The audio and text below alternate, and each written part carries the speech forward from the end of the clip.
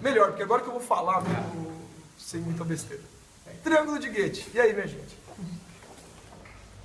E quando forem fazer o triângulo de Goethe, já façam isso aqui, ó, do lado. Eu vou tentar fazer bem rápido, para não tomar muito do tempo da aula, da produção de vocês. Daí eu faço uma demonstração de uma pintura com cor depois do almoço, tá? Para vocês terem produzido aí o máximo que der.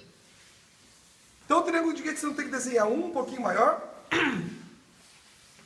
Vocês podem fazer depois do almoço. Quando acabar, vocês já começam a pintar, mas depois do almoço vocês fazem, vai ficar aqui para ter a anotação. Daí vocês vão ter que desenhar ele mais 6 vezes. Do lado.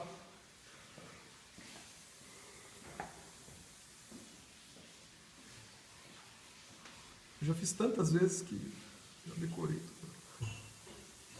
Não precisa ser triângulo lindo, equilátero, maravilhoso, coisa mais bonita do mundo, mas tem que ser minimamente, né, bem construído para você lembrar e entender a estrutura dele. Então, beleza. Enquanto eu vou fazendo aqui, preparando o triângulo de Goethe, eu vou falando das questões referentes a ele. Uma das principais questões, eu acho, de compor cor, no meu ver,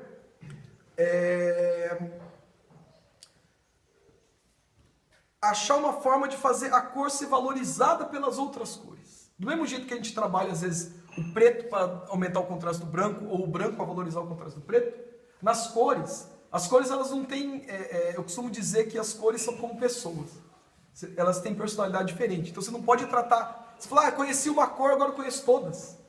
Porque é igual você falar, conheço fulano, então é como se fosse conhecer tudo. Vou tratar todo mundo partindo do princípio só do que eu conheço de uma pessoa. Não serve isso para cor. Então eu até aconselho assim, conheçam as cores individualmente. Leva uma para comer uma pizza um dia, leva uma para tomar uma cerveja outro dia. Vai conhecendo elas pessoalmente, depois vai conhecendo 2 por 2. Depois mistura as 3, depois traz as amigas, o resto da família. E daí uma hora você vai ser amigo de todas as cores. Mas não tenta achar que você estudou uma cor e ela vale para todas. Porque cada uma tem uma função, tem um tipo... E elas têm cores que elas se dão melhor, que a gente chama de análogas, quando elas dão a mãozinha e ficam felizes. E tem cores que tretam umas com as outras. Elas criam um contraste muito mais forte, que são as cores complementares. Então isso meio que básico. Isso também você encontra no círculo cromático. Porque o que é? Cores análogas no círculo cromático são do amarelo, por exemplo, para o cian, todas as cores que você criar entre elas são uma família de análogas. Certo? Então, todas as cores que tem entre uma primária e outra são análogas entre elas. Elas são cores que automaticamente harmonizam. Então, se você fizer uma composição com amarelo, laranja e vermelho, e magenta, você não vai ter briga. Todas as cores vão casar bonitinho. Agora, quando você pega de lados opostos do círculo cromático, tipo amarelo e violeta, daí elas não harmonizam, elas contrastam. Daí você tem que aprender a criar, a trabalhar tanto com um jeito quanto com o outro. Certo? Isso também tivemos no triângulo de Goethe. Aqui. Deixa eu pegar agora cores. Então eu tenho aqui, ó, meu amarelo, que eu falei, né? Meu amarelão já é tamanho família. Cian. Magenta.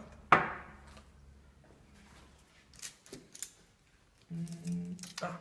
Cara, de quem que era mesmo isso aqui? Tô roubando. Valeu. Depois eu devolvo, meio sujo aí, mas eu devolvo, cara. Então, outra coisa. Como as cores têm personalidade, vamos falar do amarelo, que é a cor mais sensível, mais frágil. É aquela pessoa que se você falar algo que meio que ofende demais, a pessoa magoa, vai embora, chora, sabe? Foge. Até a galera começou a usar, pô, esse cara é meio amarelo, porque ele é meio sensível e isso. Então,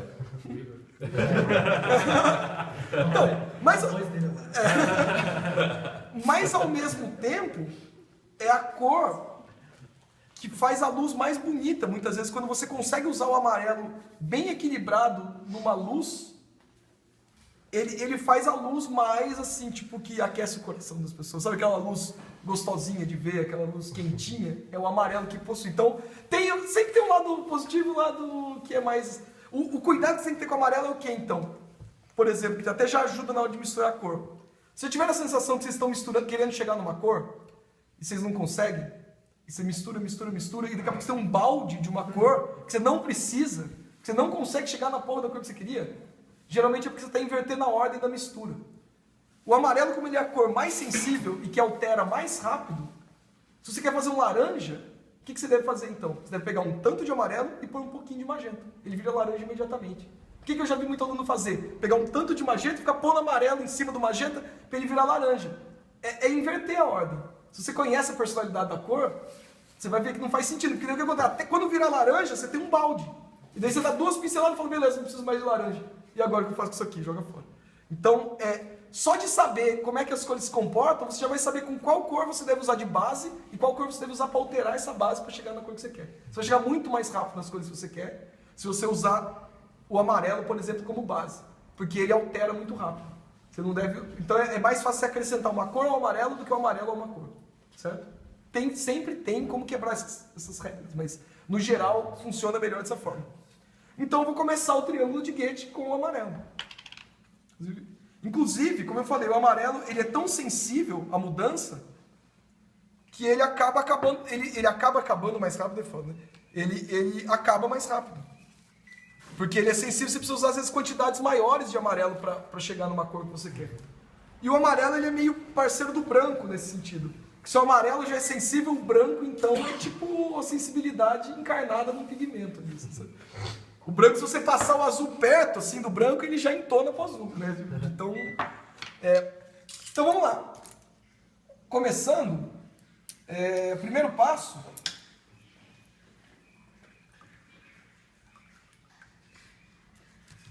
Já vamos pegar o amarelo. Ó, que eu falei, limpei o pincel, vi que o pincel ainda meio sujo, já esverdeou. Tá vendo? Ele ó, ficou verde. Que o preto com o amarelo ele esverdeia, sabia? Não é só o azul com o amarelo que fazem verde. O preto e o amarelo também faz um verde, só que é um verde repugnante, costumo dizer, que ninguém gosta, é um verde bizarro, o verde parece uma cor errada, não existe cor errada, mas aquela cor parece errada. Todas as cores têm direito de existir, né? Mas o verde, eu tô para ver cor que o pessoal repudia mais do que o verde composto pelo amarelo e o preto. E ao mesmo tempo, se você não misturar o amarelo e o preto e usar eles por justa posição, é a combinação de cor mais estilosa que tem às vezes. Roupa do Kill Bill, sabe a mina do Kill Bill? Jaquetona amarela com as tiras pretas aqui, cara, fecha mesmo, se vocês souberem compor. Mas quando você mistura, ele forma uma cor bizarra. Então vamos lá, mandei o amarelo aqui e já vou aproveitar... esqueci de enfatizar isso. As fileiras... Eu vou ter que marcar aqui, depois vocês vão entender.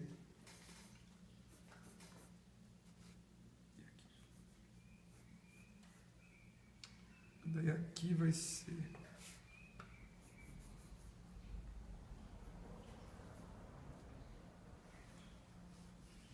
Não é isso não.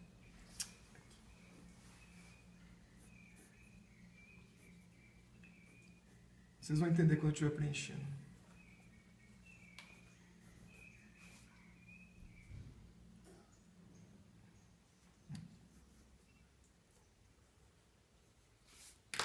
Então vamos lá.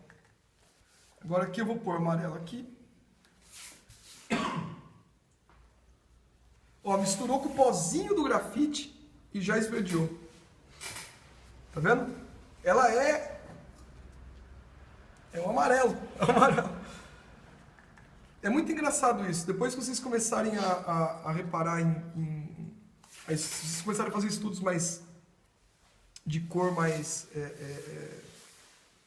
pensando nesse princípio, vocês vão reparar como existem relações. Olha isso, cara, já ficou um verde nojento. Passar esse nanquim, será que é uma mistura ou não, né? Nanquim? Depende do nanquim, né? Se ele não for impermeável, quando você vier com a tinta por cima, ele derrete o nanquim e mistura também. É o pó do grafite que já fez ela transformar. E aqui, nessa. Fosse uma lapiseira, hein? Hã? Mas tudo bem, cara. A gente vai trocar disso mesmo? Bom, então o que acontece?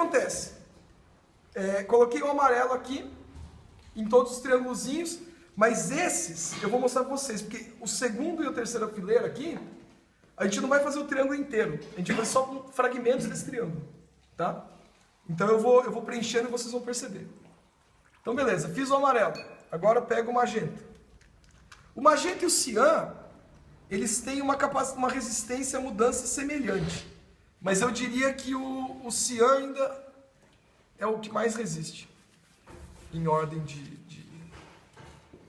Mas o que mais resiste mesmo é o preto. O pigmento preto, você transformar ele numa outra cor, você pegar preto puro e tacar a cor por cima, até ele deixar de ser preto e virar outra cor, você vai bastante tinta. Então, dou uma limpada aqui no pincel, né? O magenta ele já é mais fortinho, não preciso ficar tão preocupado. Daí vou para outra extremidade, porque no triângulo de Goethe, as cores primárias, elas ficam... São 3 cores primárias e fica cada uma numa ponta do triângulo, né? Eu falo com vocês olhando para cima, eu falo, mano, olha para mim. Eu falei, não, verdade, eu tô ali também. Então pode olhar para lá. Então vamos lá.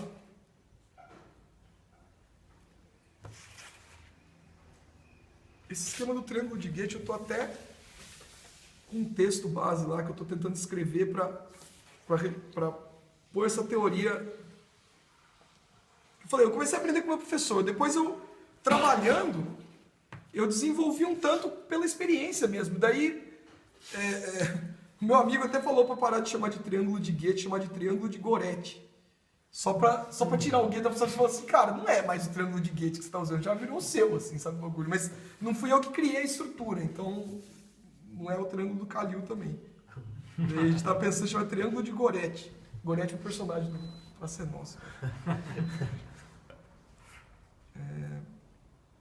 E aqui, lá e aqui. Põe um triângulo de ponta cabeça, daí já põe teu nome. Né? Já... Ah, se foda. Ninguém sabe quem é o Goethe mesmo.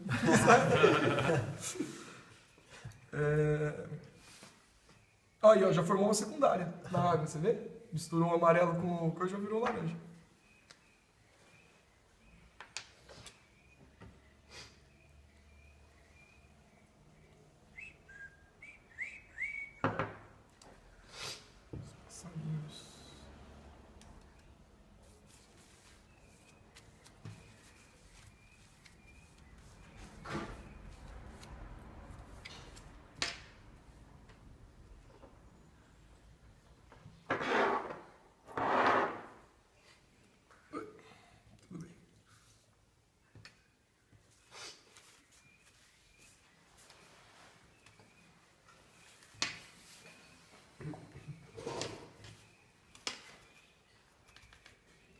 E o cian, para fechar a roda aqui.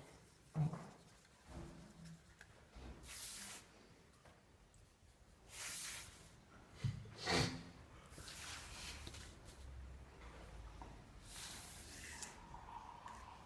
Aqui vai aqui.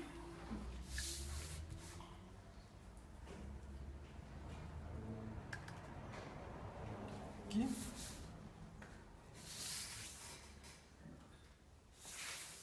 Aqui.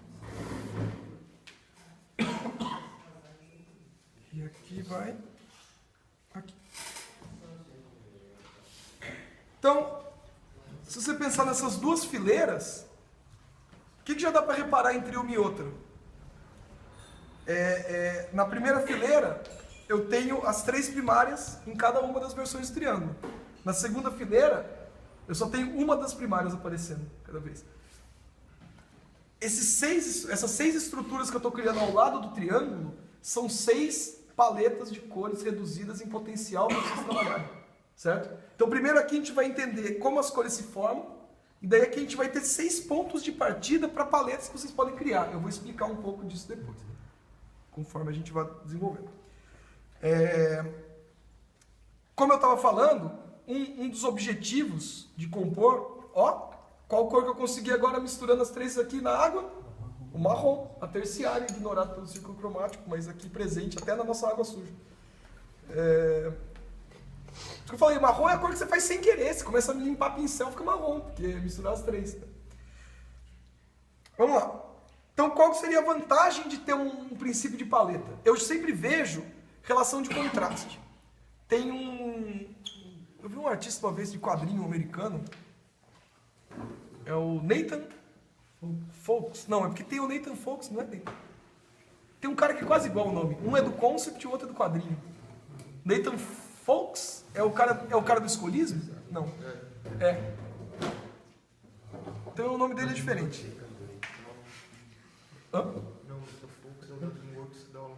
Então tá. Então é outro Nathan alguma coisa.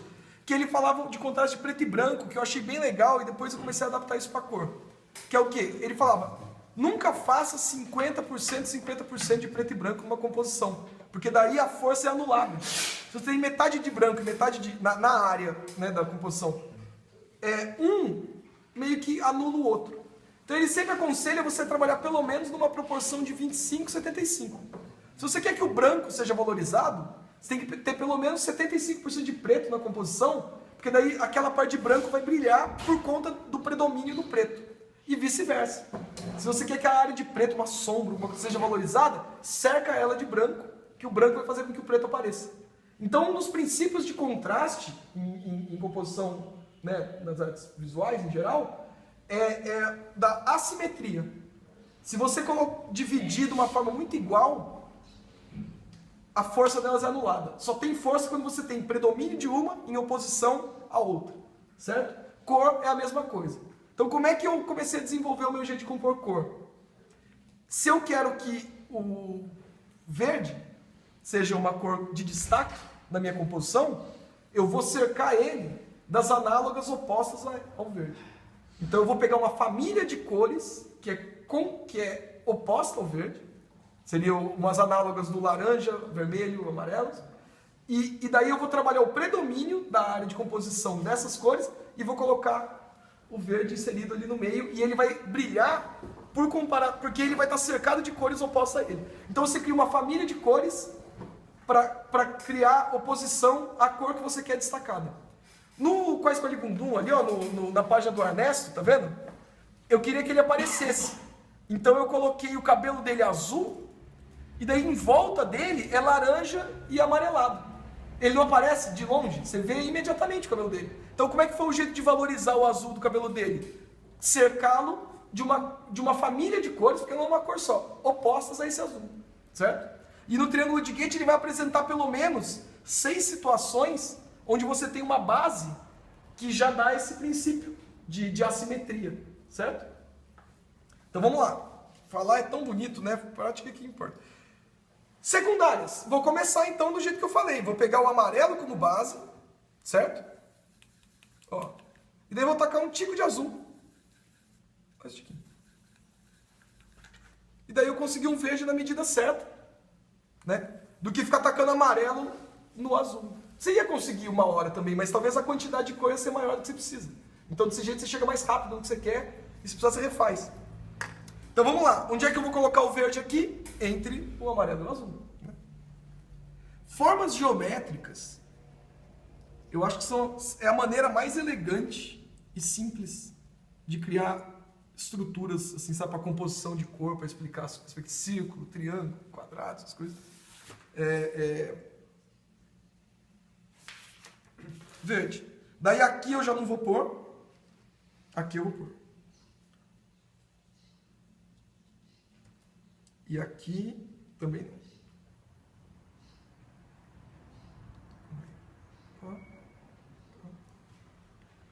Certo. Daí aqui vai entrar o verde aqui. O verde aqui. E o verde aqui. Beleza. E pincel. Agora eu vou fazer o quê? De novo, partindo do amarelo, já que eu sobrou um pouquinho de amarelo aqui. Então, amarelo como base. Daí eu vou pegar um tico de magenta e misturar no amarelo. De novo, cheguei rapidinho na cor que eu queria.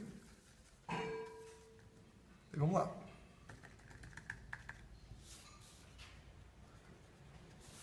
Também, mesma coisa. Entre o magenta e o amarelo, eu coloco a secundária deles. Daí, não entra aqui, mas aqui entra.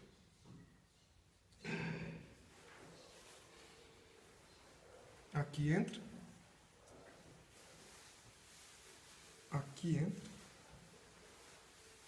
E aqui. Certo? Tá dando pra ver aí, né? Se eu comer bola, vocês avisam.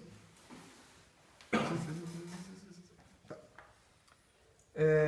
E agora, a minha cor secundária que resta para compor, vou partir do azul, não tanto do magenta.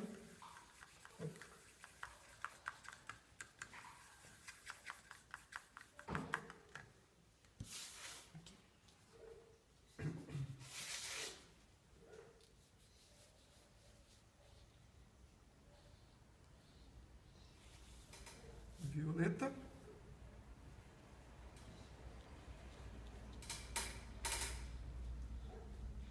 Sei que o violeta é a cor mais escura, né?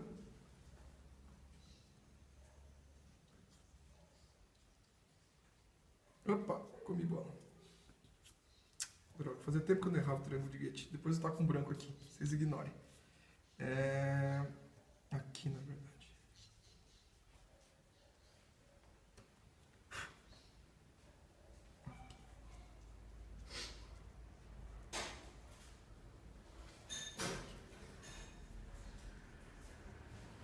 Então, o que já dá para começar a ver nas fileiras? Que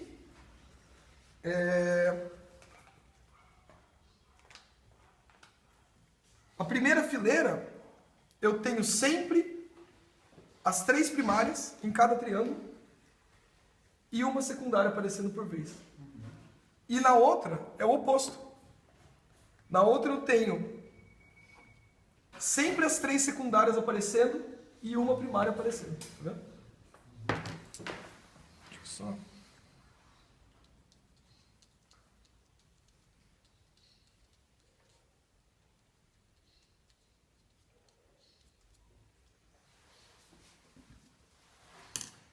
Beleza, primária e secundária, né, cara, até sem querer você faz. Terciária também até sem querer você faz, mas agora terciária controlada é mais difícil. Então o que a gente vai começar a fazer? 3 secundárias. Quais seriam? De novo, marrom com predomínio de amarelo, marrom com predomínio do magenta, marrom com predomínio do ciano. Correto? Opa! Ah, valeu! Já vou até dar uma secada nesse...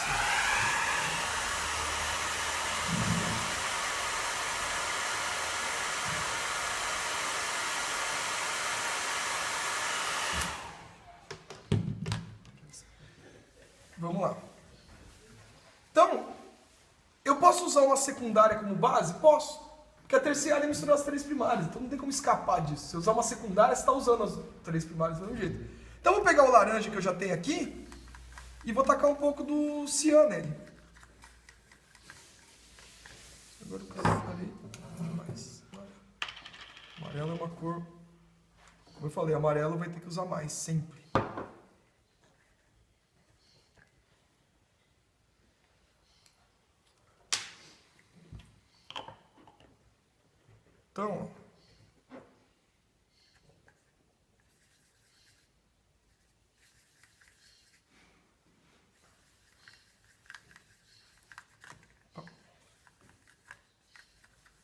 Então, os marrons, as terciárias,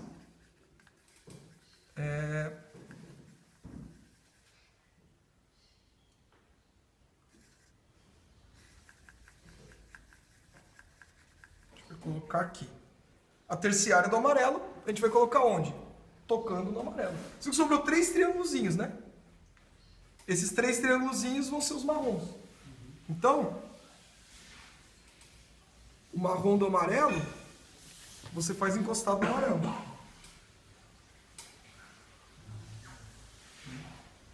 Daí eu vou pedir também, para que embaixo do triângulo principal, vocês registrem aqui, ó. Para ver ele fora do triângulo também. Depois a gente vai pôr os 3 marrons aqui embaixo e fazer uma escalinha de valor tonal. Para conhecer os cinzas cromáticos. Porque o marrom só vira cinza cromático quando você expande ele com o branco. Daí aqui, aonde ele vai entrar? Nessa.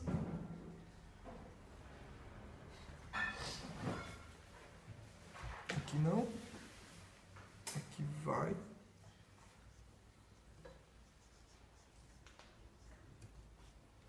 Aqui não. Aqui não. Aqui vai.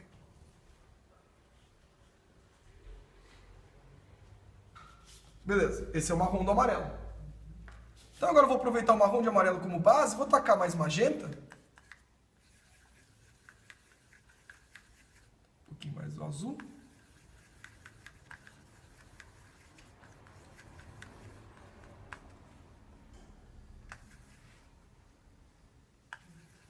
Temperar.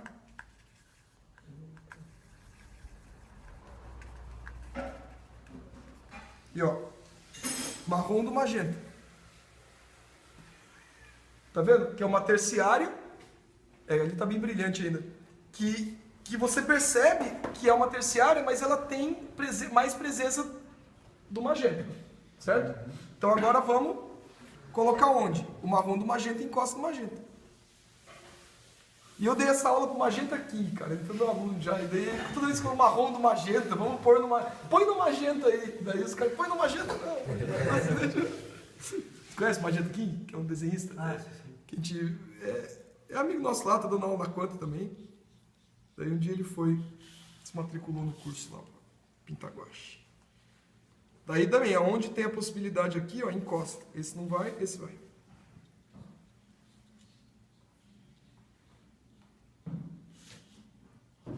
E como eu disse, minha gente, essa forma de ver cor, de pintar cor, pensar cor, cor é um dos assuntos que eu mais gosto de desenvolver e trabalhar e tudo mais. Então, foi algo que eu desenvolvi com a prática. Então, se servir alguma coisa para vocês, vocês abraçam e levam pro resto da vida. Se vocês acharem que não faz sentido, não precisa também, mas é o jeito que eu uso, tá? A gente não é obrigado a fazer do mesmo jeito. A gente é obrigado a achar um jeito que funcione pra gente, que dê menos trabalho, que poupe tempo de ficar às vezes, né? Eu não acho que escolher cor seja algo muito aleatório. Eu acho que dá pra você fazer um processo bem racional para chegar pelo menos na estrutura básica da sua paleta. Depois você cria minúcias a partir daquela base. Então agora qual que falta? O marrom do ciano. Então eu vou pegar aqui já o marrom do vermelho como base.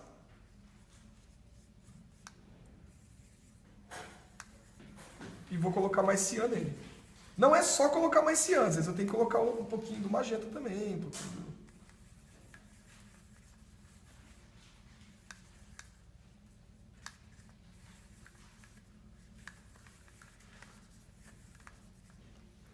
Se ele tiver com cara de esverdeado, isso também ajuda vocês. Sabe quando você está querendo fazer um marrom, só que ele fica com verde ou roxo? Então você pega a cor complementar para anular. Se tiver verde, é porque está faltando magenta. Se tiver violeta, é porque está faltando amarelo. E se tiver ficando alaranjado, é porque está faltando cian.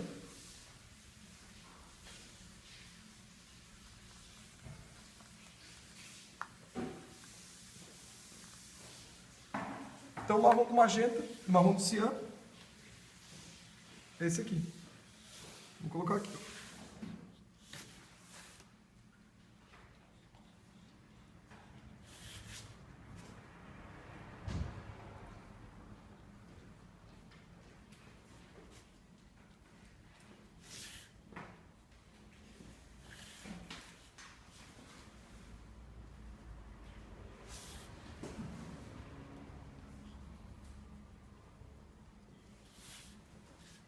Certo?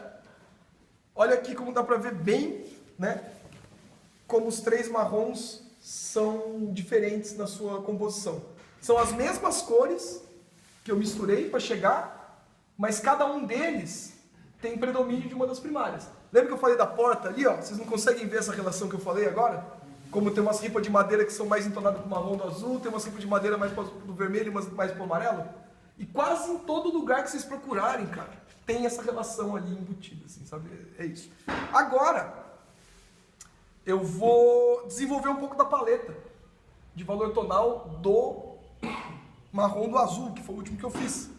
Então o que eu faço? Pego um pouquinho do branco, misturo ali.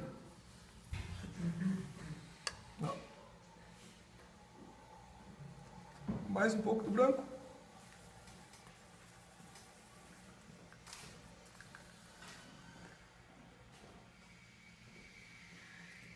Mais um pouco do branco.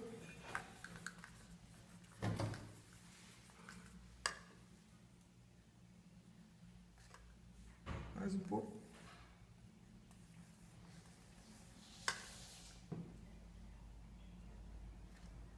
Mais um pouco.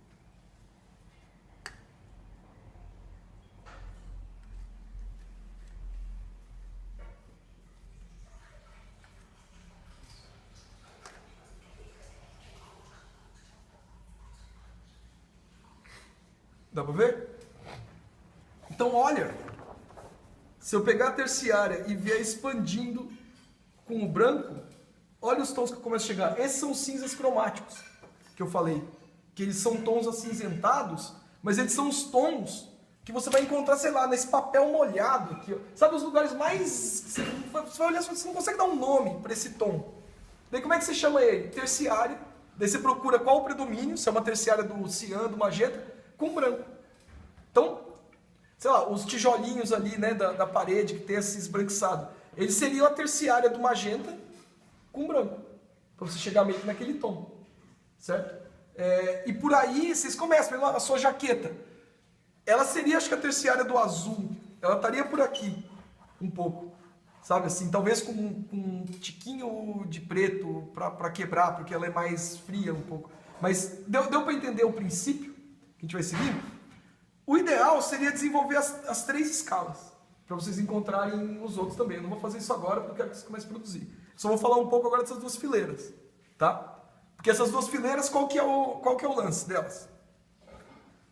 Eu falei, elas são 6 paletas de cor em potencial, quando vocês vão trabalhar tríades de cores.